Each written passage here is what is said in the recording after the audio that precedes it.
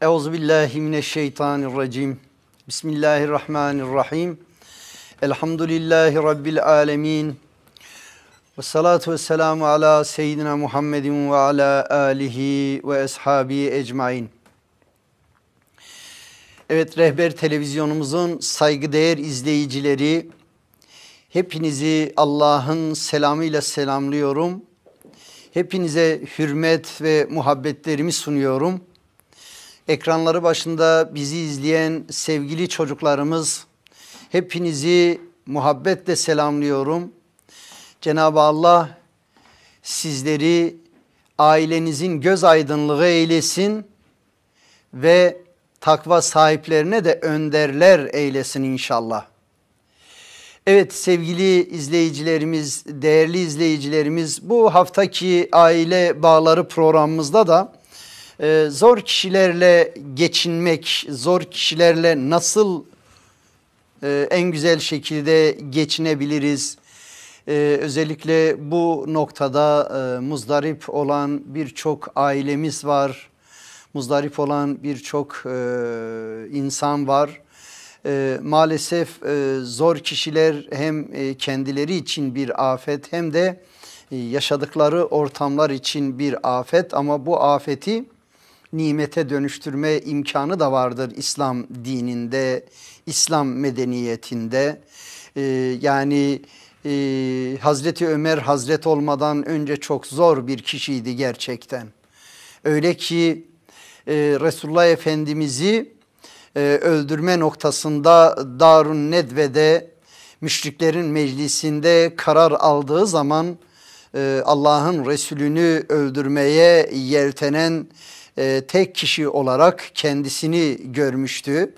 Ve tabii ki evdeki hesap çarşıya uymadı.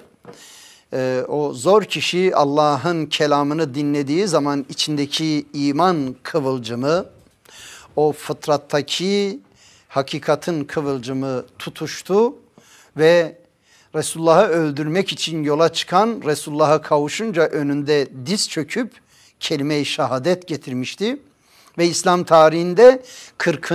şahıs, 40. sahabe, iman eden sahabe diye bildiğimiz Hazreti Ömer'in iman etmesiyle birlikte İslam'ın artık açık şekilde tebliğ edilmesi, ilan edilmesi faslına geçilmişti. Dolayısıyla zor kişileri o kadar büyütmeyelim, o kadar korkutucu görmeyelim, buna karşı o kadar umutsuz olmayalım. Çünkü bizim Rabbimiz vardır, bizim Kur'an'ımız vardır, bizim İslami hakikatimiz vardır. O hakikatlerimizle bütünleşelim ve Allah'a sığınalım, Allah'a yalvaralım, Allah için kenetlenelim. Zor olanı Yüce Rabbimiz bize kolaylaştıracaktır, şüphemiz olmasın. Biz yalnız değiliz ki. Biz sahibimizden istifade ediyoruz, ona iman ediyoruz, ondan yardım diliyoruz, ona sığınıyoruz. Onun gönderdiği ilahi hakikatlerle yolumuzu yaşıyoruz. O hakikatlerle hayatımıza düzen veriyoruz. Nerede nasıl hareket edeceğimizi onunla belirliyoruz kardeşlerim. Müslüman medeni bir insandır. Müslüman öfkesine yenik düşmez, rastgele hareket etmez, yanlışa yanlışla cevap vermez. Ayet-i kerimede de belirtiliyor. Yani batılın yerine hakkı koyduğunuz zaman batıl darmadağın olur. Yani biz bu hakikatle bir bütünleşelim. Kişiliğimizi, şahsiyetimizi, Allah'ın verdiği bu Allah'ın en güzel sanat eseri biz insanlarız. Ve Cenab-ı Allah bizi özgür yaratmıştır. Bir başkasının gözüyle bakmıyoruz, bir başkasının kulağıyla duymuyoruz, bir başkasının ayaklarıyla yürümüyoruz, bir başkasının aklıyla düşünmüyoruz. Herkese Cenab-ı Allah gerçekten muhteşem bir nimet vermiş. Özgür bir karar vermek ve Allah'a kul olmak, ki özgürlüğün aslıdır. Asıl özgürlük Rabbe kul olmaktır. Onun belirttiği hakikate, vahye teslim olmak, ona göre yaşamaktır. İşte Cenab-ı Allah bizi böyle muhteşem bir şekilde var etmişse, kendimizi hala sıradan görüyorsak yazıklar olsun. Sosyal bilgiler derslerine de giriyoruz. Gemideki bir çivi bazen biliyorsun hikayeleştiriliyor ders vermek için, kimi zaman hayvanlar konuşturuluyor. Kimi zaman bakıyorsunuz herhangi bir ağaç, bir taş konuşturuluyor. Herhangi bir cisim konuşturuluyor ders vermek amacıyla. Hele hele günümüzde hayal dünyası geniş olan insanların ortaya koyduklarına baktığımız zaman neler yok ki? Evet, şimdi çivi donanımlı bir geminin içerisinde herkesin kendisinden kıymetli olduğunu ve gereksiz olduğunu ve yerinden çıkmak istediğini söylüyor. Hikaye ya ders verme amacıyla anlatılmış kitapta bir parça. Diğer geminin diğer alet edevatları, diğer donanımları lütfen yerinde çıkma. Sen yerinden çıkarsan tahtalar sarsılır. Tahtalar sarsılırsa geminin diğer parçalarına, bizlere zarar gelir. Dolayısıyla bir geminin harap olmasına, batmasına sebebiyet veriyorsun ve nasihatte bulunuyorlar. Tabii çivi bunu söylemeden önce bu kadar kıymetli olduğunu bilmezdi. Bu aşamadan sonra çivi ne kadar kıymetli olduğunu anlamış ve yerinde çıkmamış. Hani Amerika'da bir tane caniyi idam ederken, sistem cani zaten zalim, canileri üretecek bir sistem, daha doğrusu zalimleri üretecek bir sistem.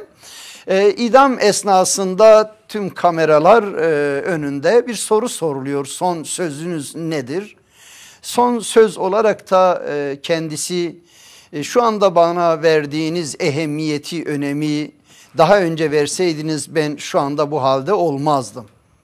Dolayısıyla bulunan olumsuz hallerin müsebbiplerinden biri de görevini yapmayan insanlardır. Görevini yerine getirmeyen insanlardır. Yani sorumluluk bilincine sahip olmayan annelerdir, babalardır, dedelerdir, akraba ve komşulardır, Müslümanlardır, insanlardır yani. Görevini yapanlar elbette ki bundan muhafaza olacaklardır. Bundan dolayı değerli kardeşlerimiz, İnsan hem Yüce Allah'ın en muhteşem bir sanat eseri ama nefis taşıması hasebiyle en ağır imtihan ile birlikte olan kompleks, yani çözümlenemeyen bir varlıktır. Aldığı eğitime göre ya değerli bir şahsiyet sahibi oluyor ya da zor bir kişi oluyor. Ki zor kişilerin bir anda yüzlerce insanı öldürdüğü veya günümüzde maalesef böyle nükleer bir silahı bir düğmeyle patlattığı zaman kıtalar yerle bir olacak derecede bir afete dönüşebilirler. Allah esirgesin. Belirtilen durumlardan dolayı zor insanların zor mekanlarda, hatta bazen de zorlukların arttığı zamanlarda yaşamak kaçınılmaz. Yani her zaman, her ortamda, her mekanda zor insanlar ve zorluklar olacaktır. Zor insanların olduğu yerlerde onlarla baş etmek ve bu durumun farkında olmak da bizim ana görevlerimizdendir değerli kardeşlerimiz.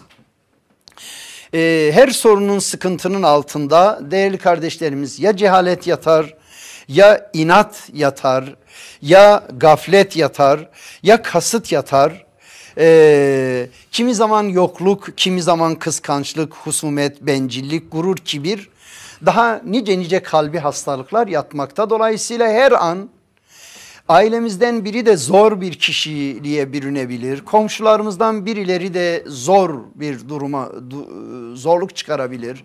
Akrabalarımızdan biri de zorluk çıkarabilir. Bazen bir eş tercihinde bulunuyor ama her yönüyle tanınmıyor. Hiç tahmin etmediğiniz anda bakıyorsunuz zorluklar başladı. Ben seni böyle bilmezdim deyip kimi zaman en ufak bir şeyi bahane etmekte. Yani eşine bahane olanın eşimle yürürken eteklerin sallanıyor dediği gibi asıl sıkıntının altında başka nedenler yatıyor. Dolayısıyla bahane bulmaya başlıyor. Allah muhafaza etsin, bu hastalıklı insanların durumu ızdırap vericidir yani. Değerli kardeşlerimiz, tabii bu durumda zor kişilerle baş etme noktasında bizim muhteşem bir ahlakımız vardır. Yani o zor kişilerin varlığını Yüce Rabbimiz belirtiyor.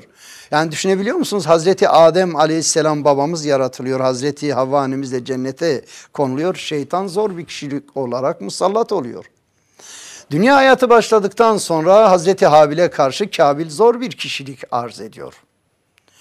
Diğer peygamberlere baktığımız zaman her peygamberin kavmi içerisinde gerçekten iman eden salih insanlar olduğu gibi zorluk çıkaran zalim insanlar da söz konusu. Yani düşünebiliyor musunuz? Hazreti Lut Aleyhisselam'ın eşi çok zor bir kişi. Hazreti İbrahim Aleyhisselam'ın başında ona musallat olan Nemrut, zalim Nemrut'un yanı başındaki babası da farklı bir kişiliğe sahip. İlginçtir. Hazreti Sara annemizin isteğiyle Hazreti İbrahim Aleyhisselam evleniyor. Hazreti Hacer annemize Yüce Rabbimiz Hazreti İsmail'i veriyor. Hazreti Sara annemiz kıskanıyor. Ama hamdolsun yani iman ehli, tabi iman ehli olduğu zaman bu iman ehlinin de kıskanması bir zorluk olarak görülüyor o esnada. Hazreti Hacer annemiz, Hazreti Hacer annemiz düzeltiyorum, uzaklaştırılıyor. Ve tabi Allah'a iman edenlerin gittiği her yer nimete dönüşüyor. Düşünebiliyor musunuz? Hazreti Hacer annemizin Hazreti İbrahim ile beraber yolculuğunda bugünkü Zemzem kuyusunun bulunduğu yere konuk oluyor. Ve bir umutla Safa ve Merve arasında orada bir zorluk yaşıyor Hazreti Hacer annemiz. Evet, susuz çöl bir ortamda ama Rabbinden umudunu kesmeyen annemiz. Oraya giden Müslümanlar Safa ve Merve arasında o annemizin yaşadığı imtihanı adeta hatırlıyor ve Safa ile Merve arasındaki hatırayı yaşamaya çalışıyoruz. İlginçtir, çocuklar bile o hareket yerinde daha böyle suratlı koşmaya çalışıyorlardı. Allah'ım, yani bu nasıl bir etki ki minnacık çocuklar bile bunun farkında. Onlar da Hazreti İsmail Aleyhisselam gibi böyle fıtratları tertemiz Müslüman çocuklar. O hatırayı onlar da yaşadılar. Ümre'ye gittiğimiz zaman ilginç bir sahneydi. Evet, Cenab-ı Allah zorluktan sonra kolaylık nasip ediyor ama orada yeri geldiği zaman en zor durumda Rabbine sığınan bir Hacer annemiz vardır.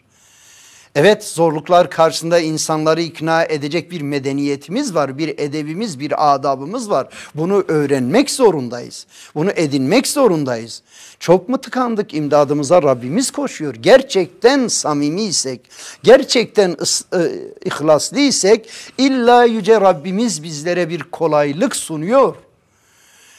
Cenab-ı Allah yardımını öyle gökten yağdırmaz, yeri geldiği zaman yağdırır da şüphemiz yok buna, ama vesilelerle bunu sağlıyor. Daha çok hayatta, tarihe baktığımız zaman böyle bir gerçek söz konusu.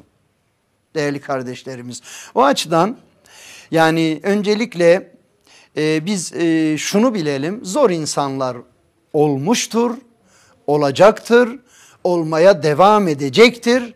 Her Musa'nın burnunun dibinde bir firavun olacaktır. Hazreti Resulullah Efendimiz dünyanın son peygamberi, karşısında Ebu Cehil olmuştur. Ama buna karşı da bir davet metodu, bir hareket metodu söz konusu olmuştur sevgili peygamberimizin. Biz o sünnetini kendimize şiar edinmeye çalışacağız değerli kardeşlerimiz.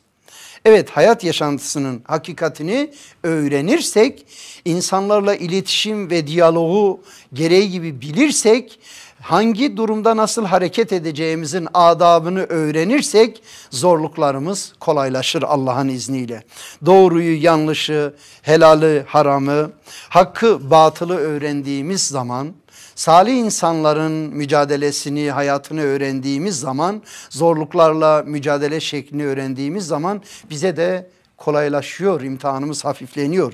Zorluklar karşısında izzetli, şahsiyetli bir duruş sergilemek bizim ana görevlerimizden, sorumluluklarımızdandır. Olumsuz olaylar ve olumsuz şahsiyetleri değiştirmeden önce vereceğimiz tepki büyük önem arz ediyor. Öncelikle kendimizi hakikate göre değiştirmemiz lazım. Hakikatin prensiplerine öncelikle kendimiz uymalıyız. Öncelikle hakka biz tabi olmalıyız. Doğruya biz tabi olmalıyız değerli kardeşlerimiz. Öğrenmemiz gereken doğruya, öğrenmemişsek neye tabi olacağız? Sizin en hayırlınız insanlara faydalı olanınızdır. Hadis-i şerif. İlim tahsiline giden cennetteki yoldan bir yola koyulmuştur adeta. Bak, öğrenme yoluna gidince Cenab-ı Allah'ın ikramı vardır. Bir hasta ziyaretine gittiği zaman melekler topluluğu da iştirak ediyor. Dönünceye kadar günahlarının affı için dua ediyor. Yani salih insanın hareketleri salihtir, güzeldir. Diğer insanların da hoşuna gidiyor.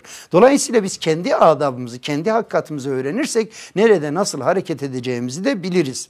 Evet, yanlışın yerine doğruyu koyma. Bilmediğimiz doğruyu nasıl koyacağız? Öyleyse öğrenmemiz gerekiyor doğruları.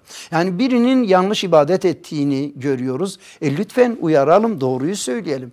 Birinin birine zulmettiğini görüyoruz. Lütfen müdahale edelim, zulmetmesine müsaade etmeyelim. Zulme maruz kalan bizsek acaba birinin yardımımıza koşmasını istemez miyiz değerli kardeşlerimiz? Zor kişileri yalnız kalması, o zorluklarını, o yanlışlarını doğruya dönüştürmelerinde bizim de bir gayret göstermemiz lazım. Evet, sorun çözme becerisine sahip olmalıyız. Bir sorun varsa muhatapları bir dinlemeliyiz. İstekleri nedir? Dilekleri nedir? Neyi istiyorlar? Netice itibariyle konu masaya yatırılmalı ve orada beklentiler doğrultusunda doğru olan bilgiye, ilme sahipsek o kardeşlerimizi uzlaştırma imkanına sahibiz. Her şeyden önce bu alanda bir uzman olmamız lazım. Yani babaysak babalığımızı bilelim. Ona göre çocuklarımızla arasında adil davranalım. Anneysek birer şefkat bir timsali. Yani o sevgiyle, o şefkatle düşünebiliyor musunuz? Bir kuş gagasına yem alıyor, yavrularının, minnacık yavrularını ağzının içine koyuyor. Açlıklarını öyle gideriyor. Yani bir hayvan bile içgüdüyle Allah'ın verdiği bir nizamdır o da. Yani yavrularını bu şekilde doyuruyor. Biz insanlar muhteşem bir varlığız. Yani zübde-i alemiz, küçük kainatız değerli kardeşlerimiz. Evet, bu açıdan bakış açımızı, tutum ve davranışlarımızı öncelikle kendimizi değiştirebiliriz. Bu durum değişme sebebi, yani değişme sebebi biz ve bizimle beraber olduklarımız da buna layık insanlar olmalı. Evet, karşıdakine değer vermeliyiz öncelikle. Sıkıntılı insansa dürüst, açık ve net bir tutum sergilemeliyiz. Şiddete şiddetle değil, nefsi müdafaamız olabilir. Yani o şiddetin yerine bizler mümkünse muhabbet olabiliyorsa, fayda verebiliyorsa onu, yoksa bir duruşumuz olmalı makul. Var olan olumsuzluğun altında yatan nedenleri öğrenmeliyiz, araştırmalıyız ve ondan sonra sorunumuzu çözme yoluna koyulmalıyız değerli kardeşlerimiz. Evet, duruma tepkisiz kalmak, hiçbir şey yapmamak yanlıştır. Zor kişilik varsa ona seyirci kalmak, zorluğun hakim olmasına destek sağlamaktır. İyilerin el ele vermediği yerde kötüler galip olur. Allah muhafaza, suç ortakları da iyiyim diyenler olur yani. Evet, konuyu layıkıyla müzakere etmemiz, makul çözüm yollarını ortaya koymamız, olumsuz davranışları asla onaylamamamız, boyun eğmememiz, kendimizi olumsuzluklardan korumamız gerekiyor ve diğer insanları da mümkün mertebe gücümüz dahilinde. Gerektiğinde mesafe koymalıyız.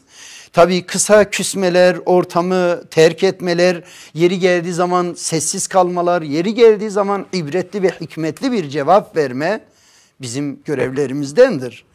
Karşılıklı çatışma ve çekişmeden kaçınmalıyız değerli kardeşlerimiz. Bunun yerinde müzakere etmeliyiz, konuyu masaya yatırmalıyız. Evet, Değerli kardeşlerimiz, bunun dışında özellikle zor kişilerin birkaç gruba ayırmamız mümkündür. Saldırgan kişilikler vardır, sürekli yakınanlar vardır, sürekli şikayet edenler.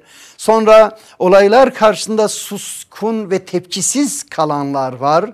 Bundan da kendisine sözde yani sorumluluktan kaçınan tipler, Allah muhafaza etsin. Kötümser düşünen, hiç iyimser düşünmeyen, yani umutsuz kişilikler var. Hep böyle karamsarlık aşılayan kişiler vardır. Bir de çok bilmişler vardır değerli kardeşlerimiz. Aslında bunların hepsi ayrı ayrı birer konu başlığıdır. Yani örnek olarak söyleyeyim, saldırgan kişilere karşı nasıl davranmamız gerekir? Biz biraz boşalmalarına müsaade etmeliyiz değerli kardeşlerimiz. Mümkünse adlarıyla onlara hitap etmeliyiz. Kibar davranmamalıyız. Yani orada çok böyle saldırgan kişiye çok kibar davrandık mı valla hani böyle vahşi bir canavarı en güzel besleyen sessiz kalan avıdır zaten. Bu noktaya dikkat etmeliyiz. Mümkünse oturtmaya çalışmalıyız. Göz teması kurmaya çalışmalıyız. Düşündüklerinizi kendinizden emin bir biçimde, hani doğru bildiğimiz bilgiler var, kendimizden emin bir biçimde karşıdakine kararlılıkla ifade etmeliyiz. Evet, söylediklerini tartışmamalıyız. Zaten onu bekliyor, onu istiyor, uzatmak istiyor. Sözlerini kesmemeliyiz mümkün mertebe. Dostça davranmaya çalışmalıyız. Yani buna benzeyen tutum ve davranışlar, ya tabii çoğunda da Peygamber Efendimizin özellikle güzel ahlakı, hikmetli hitap, nitelikli iletişimle bunlar gerçekleşiyor. Mesela sürekli yakınanlar var. Bunları dinleyelim, ne söylemek istiyor? Söylediklerini kendi cümlelerimizle saptamaya çalışalım ve daha makul şekilde doğru olanı karşıdakine aktarmaya çalışalım. Suçlama, savunma, karşı suçlama, kısır döngüsüne düşmemeye çalışalım mümkün mertebe. Doğru cevabı almak için doğru soru sormaya çalışalım. Kendisine ne düşündüğünü sorabiliriz. Özellikle bu sürekli yakınanları, yani bir hakikatle yüzleştirelim ve mümkünse ayna olmaya çalışalım. Yani ayna müminin aynasıdır. Buradaki ayna fiziki bir ayna değildir. Buradaki o şahsiyetli duruşumuz mümin kardeşimiz için bir ayna görevi söz konusudur. Değerli kardeşlerimiz, suskun tepkisizler vardır ki vurdum duymazlardır. Suskunluğun, tepkisizliğin genellikle yöntem olarak kazanmış olan bir karaktere sahiptirler. Tabii bunlar bulunduğu ortamdaki insanlara bir yüktürler, bir sıkıntıdırlar.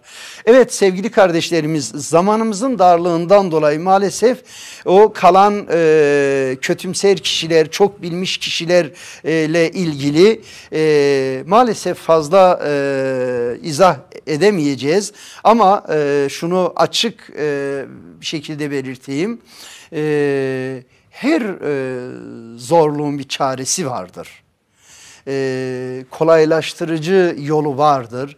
Mümkün mertebe bizler de özellikle insanlarla diyalogda güzel İslam ahlakımızın, adabımızın o güzel şiarlarını edinmeye çalışalım. Ve özellikle bizler hani güzel gören, güzel bakan güzel görür, güzel gören güzel düşünür. Güzel düşünen hayatında lezzet alır. Ne olur böyle zor kişilerin her iki cihanı da sıkıntılı geçecek. Bunların imdadına koşan sizin gibi güzel kardeşlerimizin sayısını da Cenab-ı Allah artırsın. Yani onlar her ne kadar kimi yerde zamanda mutlu olarak kendini gösteriyorlarsa ızdırapları büyüktür. Allah onları da ızdırabını hafifletsin. Cenab-ı Allah hepinizi her iki cihanın saadetine erdirsin. Programımızın da sonuna geldik. Hoşça kalın. Allah'a emanet olun değerli kardeşlerimiz.